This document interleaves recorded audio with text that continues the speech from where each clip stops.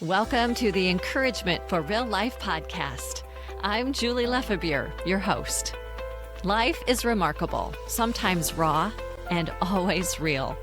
And some days we could use a little extra encouragement for our real lives.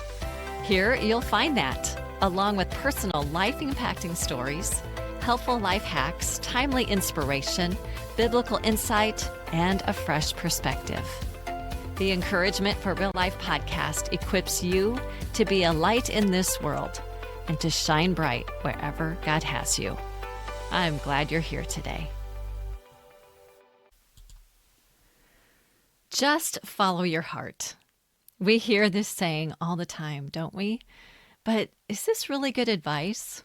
Sure, these words may inspire us to take action to achieve our dreams and goals, and maybe to set us on the course to follow what we feel like we're supposed to do, what we're called to do. Yet they can also take us to places that aren't God's best for us. Today, we are uncovering why this popular mantra can lead us astray and what we can do instead to live a purposeful, God-centered life. We will learn exactly why following your heart isn't biblical, nor is it the best way to live. So, let's get into this episode and find some encouragement and hope together.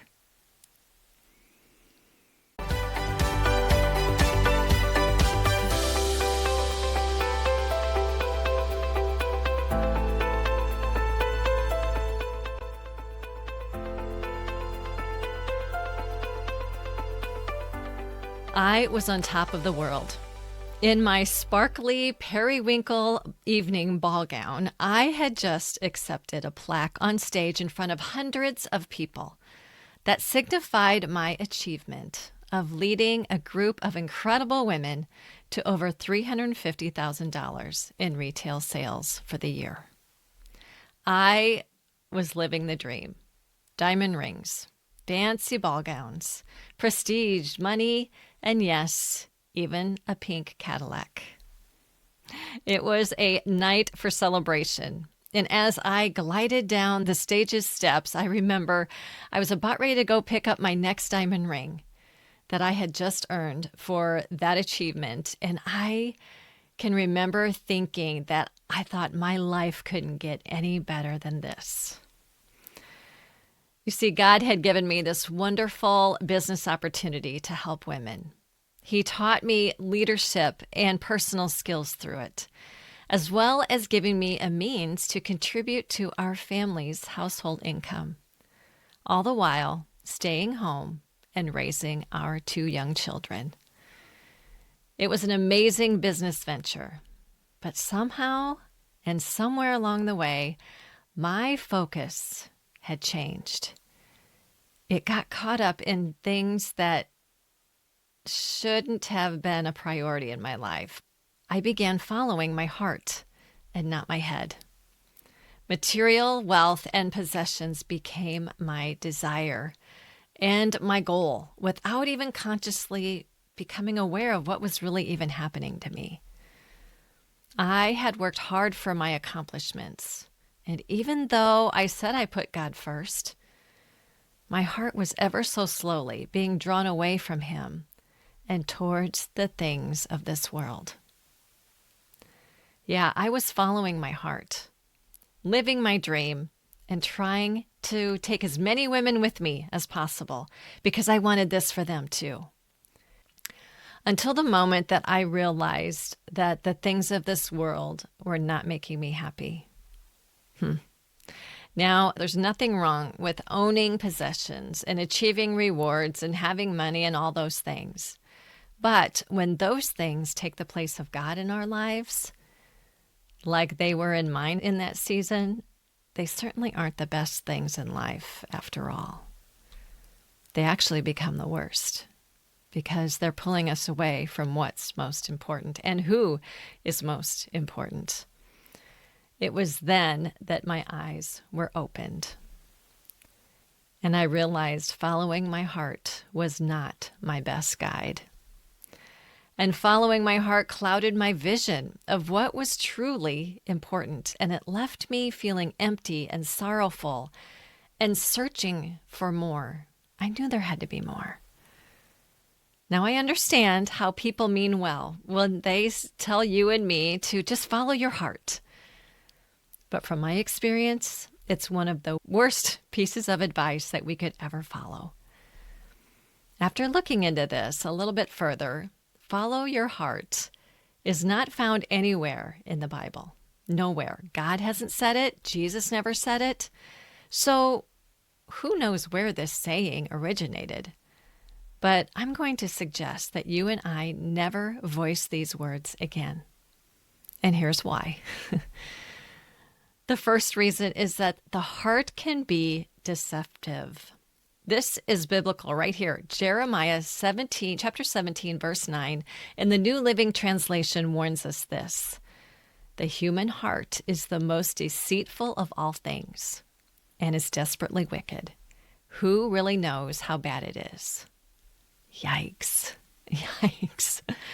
And Matthew chapter 15, verse 19 in the New International Version reminds us of really what's in our hearts. It says, "For out of the heart come evil thoughts, murder, adultery, sexual immorality, theft, false testimony, slander."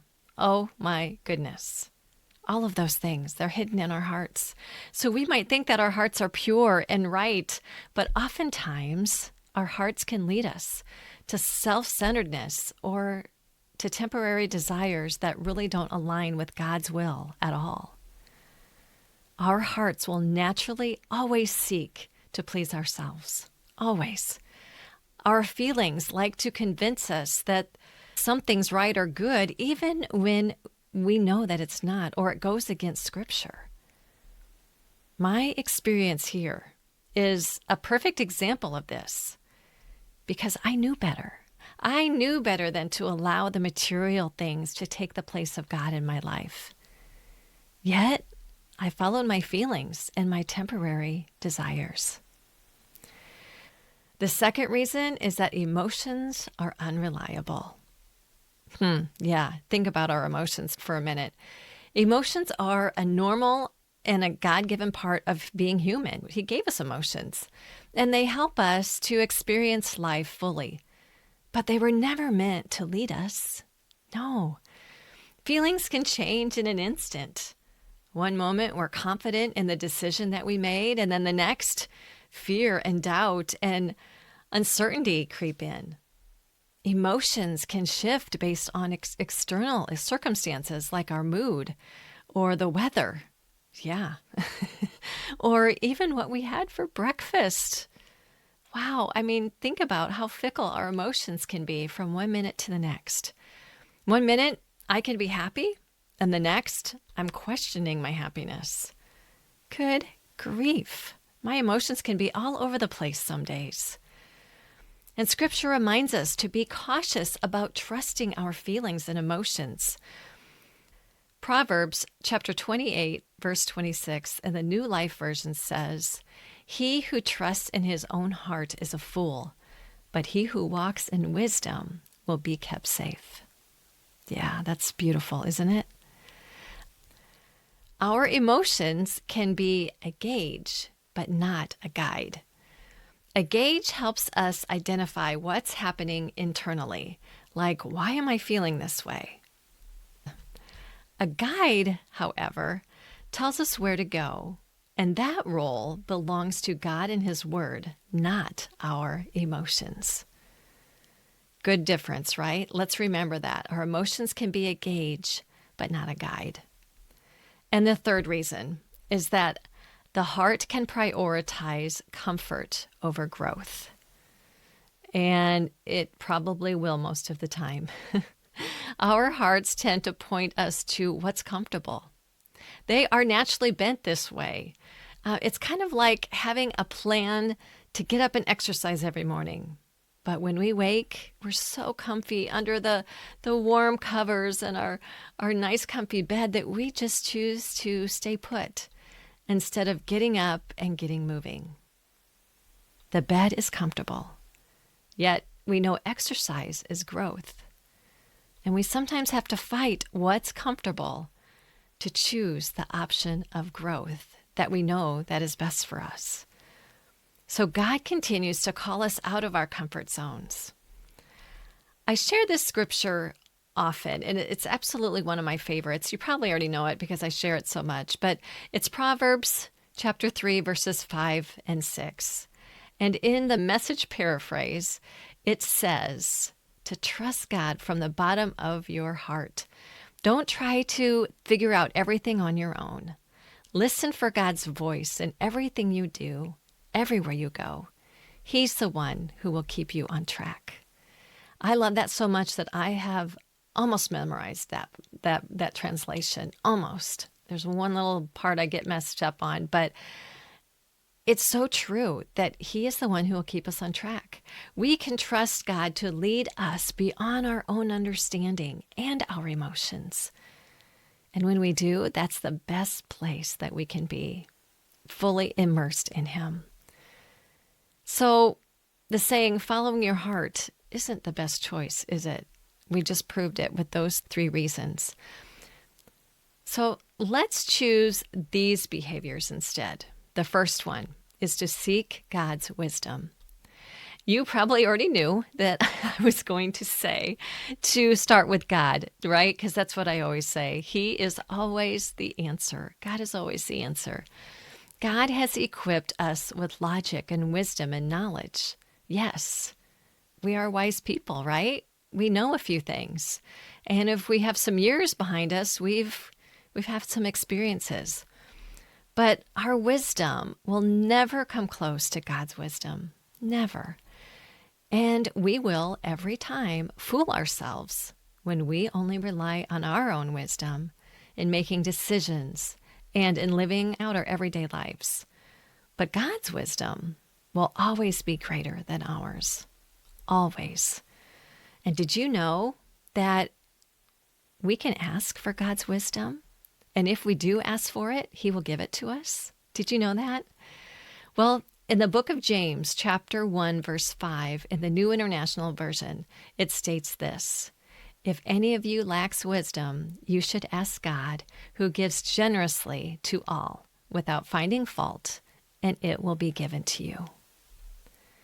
You know, when we seek God in His wisdom, in our desires through prayer and reading Scripture, He can reveal whether these desires align with His perfect plans for you and for me and for His will. Is this His will? He will show us. Seeking God first is the wisest thing we can do instead of, quote, following your heart. So let's do that today. The second is to guard your heart. Another great verse in a wonderful chapter, Proverbs 4, verse 23 in the New International Version reminds us of this truth. It says, above all else, guard your heart, for everything you do flows from it. Yeah, wow. Think about that. But what does it mean to guard your heart?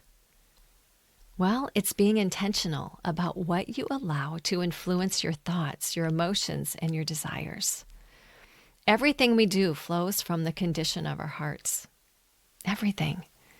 If our hearts are filled with unchecked emotions, unhealthy desires, or worldly influences, well, it will lead us to unwise decisions or spiritual stagnation, or even just decline in our lives.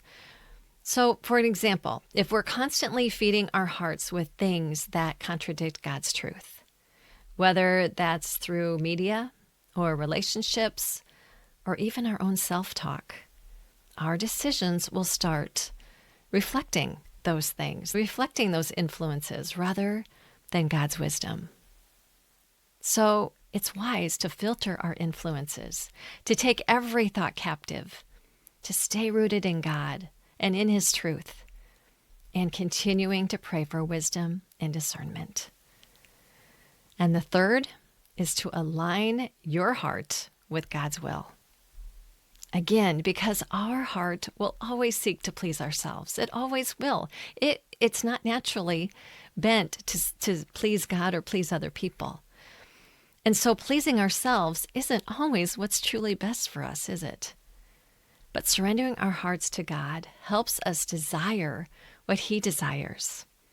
It's wise for us to remember His desires will always be the best for us, rather than our own desires. And this reminds me of Psalm chapter 37, verse 4, in the New International Version, which reads, "Take delight in the Lord, and He will give you the desires of your heart." I love that verse. When you and I prioritize our relationship with the Lord above all else, we find joy, contentment, and fulfillment in God Himself. This is how we take delight in the Lord. And as we do this, our desires will naturally conform to His. That's so encouraging, isn't it? Focusing on God's will is better than following our hearts. So, to circle back regarding my experience that I shared at the beginning of this episode, I still own this business today.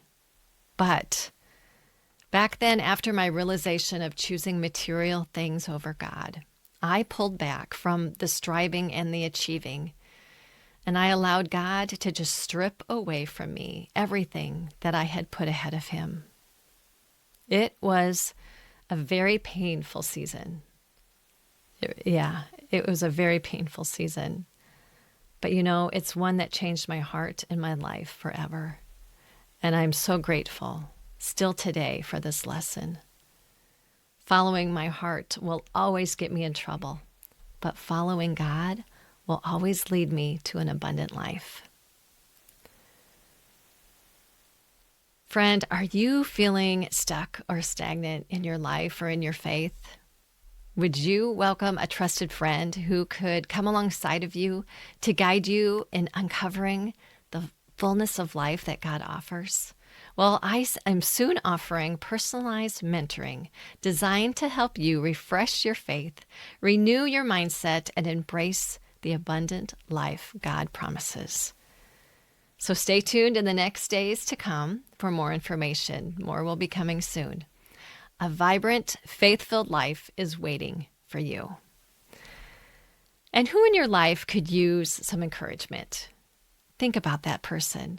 Well, I invite you to share this with her. And you never know what one word from someone can help someone else. So I invite you to share this with her, to share this with your social media on your platforms if you found encouragement in this episode today. And please consider leaving a rating and a review of this episode from wherever you're listening today, and subscribe so you never miss a new episode.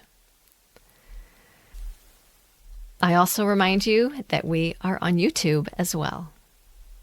So in closing, let's recap and remember that following your heart is not the best choice. The heart can be deceitful, emotions can be unreliable, and the heart can prioritize comfort over growth. But the better way to live and make decisions is found in seeking God, in guarding our hearts and aligning our hearts with God's will. Today, let's begin to trust God to lead us and to trust His will over our feelings, over our emotions, over anything else. He has good plans for your life and mine, friend. And I invite you to pray this week about that decision that you're wrestling with, or to seek God regarding that thing that you want to do, but you're not quite sure if you should. Take some time to journal. This is a great opportunity to journal your thoughts and maybe to journal some ways that you can practically guard your heart. I welcome you to share your thoughts and any related experiences that you have on my social media or message me directly on my website. Those links will be in the show notes. And hearing from you would be a wonderful gift, and I would love it. So thanks for tuning in. Next week, we are diving into how we can grow a heart for God by cultivating a deeper relationship with Him. You won't want to miss this one. So friend, thanks for tuning in, and God bless you. Thank you so much for joining me here today. You can find more at julielefebure.com. And until next time, stay encouraged.